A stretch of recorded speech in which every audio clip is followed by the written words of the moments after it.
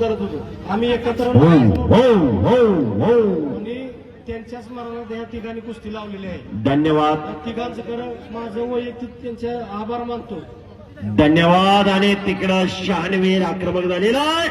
माऊलीचा कब्जा घेतलेला शहाणवीरने. पापण्या कोणी मिटू नका आता. ह्याच्यानंतर जरा शहाणवीर कोहली म्हणते ती तेव्हा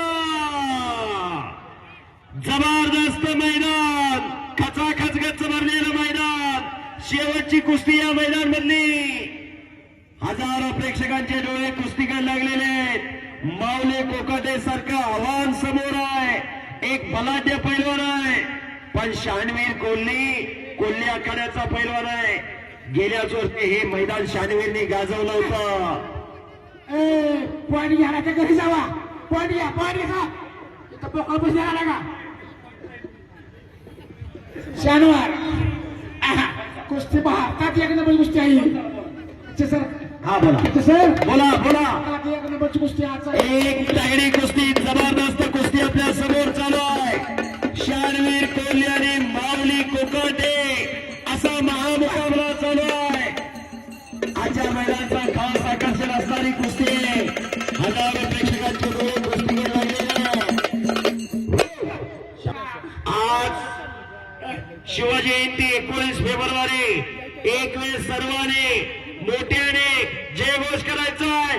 छत्रपती शिवाजी महाराज की, छत्रपती शिवाजी महाराज की. असाध्य ते साध्य करीत असायचं, कारण अभ्यास तुका म्हणे.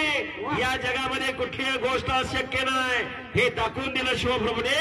हिंदवी स्वराज्याची स्थापना केली. दादा शिवप्रभूंना बळ कोणी दिलं?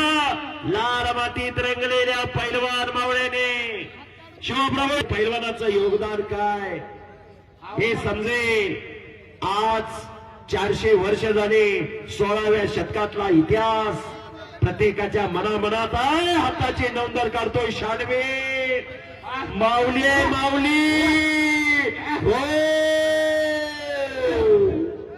टाळ्या करा, जरा टाळ्या करा. तुफानी लढत चालू आहे.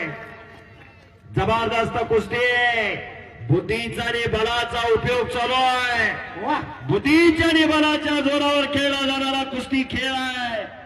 तालमीत गेल्यानंतर कोण किती मोठा पैलवान होईल ज्याच्या त्याच्या नशिबाचा भाग, पण समाजात जगायचं कसं आणि वागायचं कसं शिकवते ही लाल माती. म्हणून आज हजारो वर्ष झालं ही परंपरा अबाधित आहे. हाताची नवदर काढण्याचा तुकात प्रयत्न करतोय शहाणवीर कोल्हे. शबास. खालोट टिकण्याचा प्रयत्न करतोय माऊली. आज कुमटे पांढरीचं भाग्य आहे. शबास आहे. तिकडं शुभम शिंदे, गुणावती विजयदादा, हिंद केसरी आणि महाराष्ट्र केसरी अभिजितदादा कटके यांचा पट्टा. शुभम शिंदे विजय.